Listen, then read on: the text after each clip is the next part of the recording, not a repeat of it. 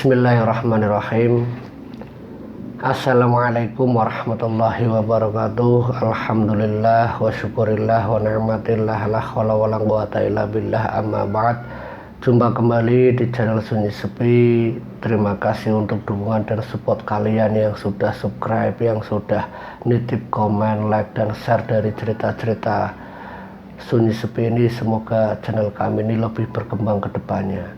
Dan rasa terima kasih sebelumnya, kita saling mendoakan semoga kita sampai saat ini dan kalian yang mendengarkan selalu dalam lindungan Allah Subhanahu wa Ta'ala, selalu diberikan nikmat sehat, dimudahkan dalam segala urusan, dilancarkan rezekinya, dipanjangkan umurnya, dan dijauhkan dari perilaku-perilaku musyrik dan syirik. Amin amin ya rabbal alamin.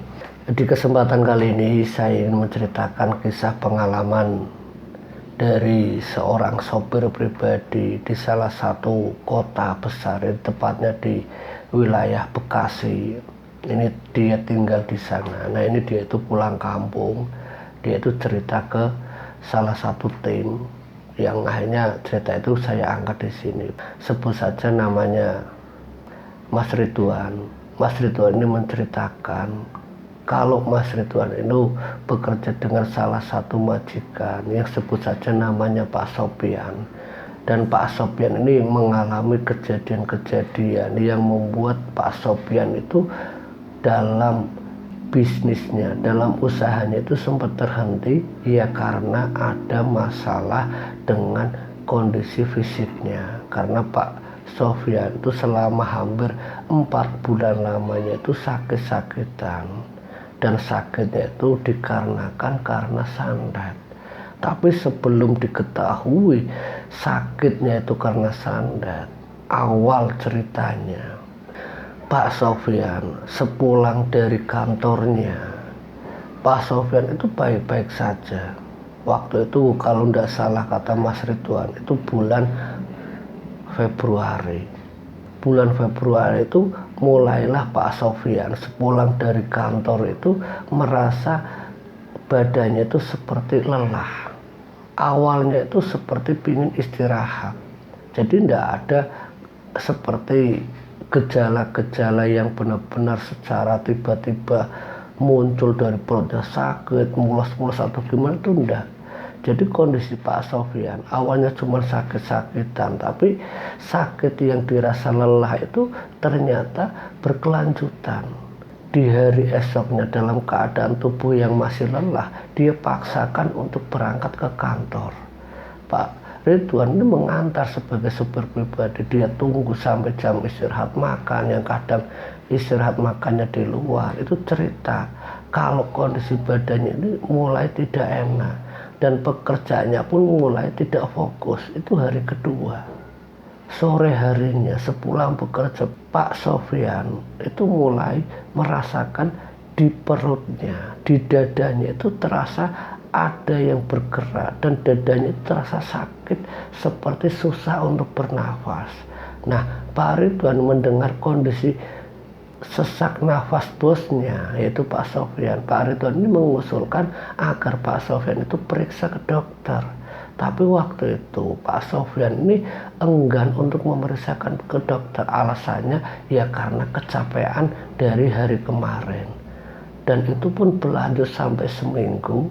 Nah, setelah hari libur, waktu itu Sabtu dan Minggu itu hari libur, Pak Sopyan yang biasanya lari pagi, hari-hari liburnya digunakan untuk aktivitas senam, Pak Sopyan ini hendak melakukan aktivitas seperti senam tadi. Sabtu Minggu itu tidak ada. Pak Sopyan cuma terbaring lemas di dalam rumahnya. Sementara istri dan anak-anaknya yang melihat Pak Sopyan istirahat menganggapnya hal biasa. Tapi di hari Seninnya Pak Sopyan itu mulai benar-benar merasakan kalau di dalam tubuhnya ini benar-benar merasakan rasa sakit yang benar-benar luar biasa. Seperti ada yang menusuk-nusuk itu di bagian perut, dan yang membuat sesak nafas di jantung dan pernafasannya. Hari Senin itu Pak Sofyan itu tidak berangkat. Dari amanat istrinya, Pak Sofyan itu disuruh untuk memeriksakan ke dokter. Nah, Pak Ridwan sebagai pengantar atau sopir pribadi yang mengantar Pak Sofyan sampai ke klinik. Dengan dokter spesialis di situ, Pak Sofyan dinyatakan kalau dia itu kelelahan yang membuat pernafasannya terganggu. Itu awalnya dikasih resep dokter, dikasih obat. Pak Sofyan kondisinya waktu itu setelah meminum obat, hari Selasanya ya dia merasakan ada perbedaan. Tapi sewaktu Pak Sofyan hendak berangkat kerja, rasa sakit itu mulai muncul kembali. Yang tadinya hendak berangkat ke kantor sampai akhirnya dia urungkan niatnya. Karena sakit yang secara mendadak, sakit yang secara tiba-tiba ini membuat istrinya khawatir kalau Pak Sofyan itu berangkat ke kantor, kalau dia kenapa-napa di kantor itu bagaimana. Istrinya meminta sama Pak Sofyan untuk tidak berangkat kerja, istirahat. Nah, hari itu istirahat Pak Sofyan. Hari Rabu, Kamis, dan Jumatnya memang Pak Sofyan sudah tidak lagi berangkat. Ya karena kondisi fisiknya Pak Sofyan ini semakin melemah. Sampai diperiksa lagi ke dokter, hasilnya ya karena pernafasan lagi. Sampai dia pernah nginep di salah satu rumah sakit ternama di kota Bekasi. Nah, Pak Sofyan itu dinyatakan kalau dia itu seperti kena gangguan pernafasan yang membuat pompa jantungnya itu seperti ada yang terganggu. Dia dirawat di situ sampai hampir setengah bulan lamanya. Sebenarnya Pak Sofyan merasa tidak betah, sangat tidak betah. Nah, di bulan Maretnya, Pak Sofyan yang sudah absen lama di kantornya sendiri, yang akhirnya diwakilkan oleh orang kepercayaan Pak Sofyan untuk melanjutkan bisnis di kantor yang dia miliki. Nah, orang kepercayaan itu sebut saja namanya Kamal. Nah, Pak Sofyan ini memerintahkan ke Pak Kamal untuk mengurus semua pekerjaan kantornya, untuk menghandle. Nah, singkat ceritanya, Pak Sofyan yang sudah menyerahkan tugasnya ke Pak Kamal, Pak Sofyan ini dirawat di rumah. Tapi kondisi fisik kesehatan tubuh Pak Sofyan, kata Pak Ridwan ini tidak semakin membaik tapi semakin memburuk. Akhirnya Pak Sofyan balik lagi. Yang akhirnya Pak Sofyan itu harus balik lagi ke rumah sakit. Bahkan bukan ke rumah sakit yang dulu dia awalnya periksa, sampai dia pindah ke rumah sakit yang lain. Dari satu rumah sakit ke rumah sakit yang lain, tapi kondisi sakitnya Pak Sofyan ini tidak kunjung sembuh juga. Sampai singkat ceritanya, Pak Ridwan yang kebingungan akal karena melihat kondisi tuannya, majikannya itu Pak Sofyan tidak kunjung membaik. Pak Ridwan ini mengusulkan dan menyarankan ke Pak Sofyan agar mencari cara alternatif. Barangkali ada hal-hal yang tidak diinginkan dalam bentuk hal-hal yang gaib ini membuat Pak Sofyan itu sakit-sakitan. Hampir selama 3 bulan setelah dirawat di rumah sakit, kondisi fisiknya Pak Sofyan itu memang semakin memburuk. Sampai akhirnya istrinya mengikuti saran Pak Ridwan. Singkat ceritanya, Pak Sofyan itu mengikuti saran Pak Ridwan untuk ke salah satu pengobatan alternatif, yaitu lewat Pak Kiai. Nah, disitulah akhirnya Pak Sofyan itu diterapi, diruqyah. Dan akhirnya tahu kalau ternyata sakit yang dialami Pak Sofyan yang kondisi perutnya seperti ditusuk-tusuk dan nafasnya yang terganggu, itu ada sesuatu yang gaib yang tidak terlihat, itu ada di dalam tubuhnya Pak Sofyan. Pak Sofyan sempat terkejut karena dia merasa tidak ada pesaing Tidak ada yang ingin menjatuhkan dia, tidak ada yang dimusuhi oleh Pak Sofyan. Tapi kok kenapa ada yang setega itu ke saya, ke Pak Sofyan? Waktu itu Pak Sofyan itu nanya ke praktisi, ke Pak Kiai itu siapa pelakunya. Tapi Pak Kiai itu enggan menjawab siapa pelakunya. Nah justru Pak Kiai ini menyarankan ke Pak Sofyan, yang penting ini Bapak itu sembuh dulu.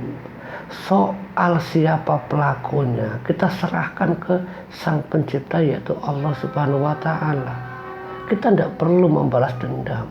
Tapi jika Allah sudah berkehendak, tidak ada yang tidak mungkin untuk mereka-mereka yang sengaja zalim ke Pak Sofyan. Biarkan saja, biarkan Allah yang membalas, kata Pak Kiai ke Pak Sofyan. Nah Pak Sofyan setelah diterapi sampai hampir puluhan kali lewat pengobatan alternatif itu, singkat ceritanya Pak Sofyan bisa sembuh kembali. Nah dalam keadaan Pak Sofyan yang sudah sehat kembali ini, Pak Ridwan mendapatkan waktu cuti. Dia pulang kampung karena kebetulan waktu itu hari raya. Dia pulang sampai di rumah itu setelah habis lebaran, dia istirahat sampai seminggu. Dia ceritakan tentang Pak Sofyan. Nah singkat ceritanya setelah dia balik lagi ke kantor, setelah hampir 7 hari dia di kampung, dia balik lagi mengantar Pak Ridwan. Pak Ridwan balik lagi ke kota, ke tempat majikannya itu Pak Sofyan itu bekerja seperti biasa. Dan siapa penyandat yang sudah melukai dan membuat Pak Sofyan sampai berbulan-bulan terbaring sakit dan tubuhnya semakin kurus, itu siapa? Masih dalam bentuk tanda tanya. Nah setelah beberapa bulan Pak Sofyan sudah aktif kembali, ini ada salah satu orang yang ternyata ada di balik dari sakit yang dialami Pak Sofyan, yaitu siapa? Pak Kamal sendiri. Pak Kamal yang secara tiba-tiba izin tidak berangkat, dan izin tidak berangkatnya itu bukan sehari atau 2 hari tapi berbulan-bulan. Nah Pak Sofyan yang waktu itu baru 1 minggu Pak Kamal tidak berangkat, ini sempat lewat orang suruhannya itu untuk mengecek tentang kondisi tubuhnya Pak Kamal, apa sudah membaik apa belum. Nah lewat orang kepercayaannya itu mengabarkan kalau Pak Kamal itu masih dalam keadaan sakit-sakitan dan tubuh yang lemas. Jadi Pak Kamal belum bisa aktivitas seperti biasanya Pak, kata suruhannya ke Pak Sofyan. Nah Pak Sofyan akhirnya membiarkan atau mengizinkan Pak Kamal itu tetap istirahat. Nah singkat ceritanya sampai sebulan kok Pak Kamal belum juga berangkat. Ada apa sebenarnya? Pak Sofyan datang secara langsung menjenguk tempat di mana Pak Kamal tinggal. Nah disitulah Pak Sofyan sama Pak Ridwan akhirnya ketemu Kamal, melihat kondisi tubuhnya Pak Kamal. Pak Ridwan ini benar-benar kaget karena melihat Pak Kamal. Karena yang dikenal Pak Ridwan, sosok Pak Kamal ini orangnya gemuk, orangnya kekar. Tapi setelah 1 bulan tidak pernah ketemu, kondisi fisiknya berubah drastis. Tubuhnya terlihat agak kurus dengan wajah yang sangat pucat. Nah waktu itu Pak Ridwan itu nanya, termasuk Pak Sofyan itu nanya, apa yang sebenarnya terjadi sama kamu Pak Kamal? Kenapa sakitnya kamu kok belum sembuh? Nah dia menjawab, enggak apa-apa Pak, saya cuma sesak nafas saja. Saya cuma merasa lelah. Setiap kali saya mau berangkat lagi, serasa berat sekali badan saya. Jadi mohon maaf Pak Sofyan kalau saya belum bisa aktivitas seperti biasanya. Pak Sofyan menyadari dan memaklumi kondisi fisiknya Pak Kamal yang dipercaya Pak Kamal selama bertahun-tahun untuk mewakili tugasnya di kantor. Ini Pak Sofyan itu memakluminya. Setelah 1 bulan itu, dari minggu pertama, minggu kedua sampai 2 bulan, kok Pak Kamal tidak sembuh-sembuh juga, kok tidak berangkat-berangkat juga. Sampai akhirnya Pak Kamal ini mengundurkan diri dari jabatan wakil kepala di tempat Pak Sofyan. Dia undurkan diri, Kak. Nah, salah satu alasannya dia butuh uang pesangon untuk pengobatan dirinya. Nah, waktu itu Pak Sofyan tidak menginginkan Pak Kamal itu mengundurkan diri, tapi tetap sebagai wakil dari Pak Sofyan. Dan soal biaya rumah sakit itu biar Pak Sofyan yang menanggung, karena Pak Kamal masih dalam keadaan dia itu ya terikat sebagai karyawan di tempat Pak Sofyan. Pak Sofyan tetap menguluri biaya perawatan Pak Kamal itu sampai beberapa kali di rumah sakit satu, rumah sakit kedua, bahkan sampai ke 5 kali rumah sakit. Itu kondisi fisiknya Pak Kamal selama hampir 3 bulan lamanya dia bolak-balik ke rumah sakit. Kondisinya itu semakin parah. Orang yang dulu gemuk, gempal, dengan pipi yang tembem, dengan perut yang buncit, setelah hampir 3 bulan, kata Pak Ridwan, itu kondisinya itu benar-benar sangat memprihatinkan dan mengenaskan. Tubuhnya yang terlihat sangat kurus, tulangnya terlihat dari kulitnya, sungguh pemandangan yang tidak enak untuk dilihat oleh Pak Sofyan sama Pak Ridwan. Ya karena terkejut melihat kondisi fisiknya Pak Kamal kok semakin memburuk, sebenarnya ada apa? Nah, Pak Sofyan pun pernah memberikan saran sama Pak Kamal untuk pergi ke tempat dulu dia berobat. Tapi Pak Kamal ini tidak mau. Dia tidak mau dengan alasan ya sakitnya saya bukan soal sakit-sakitan aneh. Saya ya sakitnya sakit asma. Nah, ini kondisi asma saya yang membuat tubuh saya seperti ini. Nah, singkat ceritanya, setelah Pak Sofyan ini menyarankan tentang hal tersebut, tidak mau dilakukan juga oleh Pak Kamal. Akhirnya Pak Kamal ini memang dikeluarkan dari tempat kerjanya Pak Sofyan. Ya karena dalam kurun waktu hampir 5 bulan tidak berangkat juga, jabatan wakilnya itu kosong, hanya digantikan orang lain. Nah, singkat ceritanya, setelah hampir 5 bulan lebih terdengar kabar kalau Pak Kamal itu meninggal. Tapi sebelum meninggal, dia berwasiat ke istrinya dengan satu secari kertas yang sudah dituliskan olehnya lewat istrinya itu disampaikan ke Pak Sofyan. Dan secari kertas itu yang buka Pak Ridwan, suruh baca apa isi surat ini. Silahkan kamu baca Pak Ridwan, saya dengarkan saja. Iya Pak, kata Pak Ridwan. Dia baca kalimat-kalimat yang tertulis di dalam suratnya Pak Kamal itu tentang permohonan maafnya yang sudah pernah melakukan sesuatu yang buruk ke Pak Sofyan. Nah, sesuatu yang buruk itu dalam tanda kurung itu kalau dia menginginkan jabatan sebagai kepala kantor di tempat Pak Sofyan. Nah, setelah mengetahui hal tersebut, betapa terkejutnya Pak Sofyan kalau ternyata selama puluhan tahun Pak Kamal yang dipercaya sebagai orang kanan, orang kepercayaan Pak Sofyan, ternyata dialah pelaku santet yang sudah membuat Pak Sofyan ini hampir menghembuskan nafas terakhirnya. Untung saja Pak Ridwan memberikan saran yang membuatnya bisa selamat sampai sekarang. Nah, setelah kematian Kamal, setelah surat itu diterima lewat istrinya, Pak Sofyan yang waktu itu setelah 7 hari pemakaman Kamal selalu datang, dia menyampaikan ke istrinya, kalau semua salah dan hilafnya sudah saya maafkan. Istrinya terkejut, maksudnya apa Pak Sofyan? Loh, apa ibu tidak tahu? Ya apa Pak? Apa salah almarhum suami saya? Kata istrinya. Apa ibu ndak baca surat itu? Saya ndak baca sama sekali, Pak.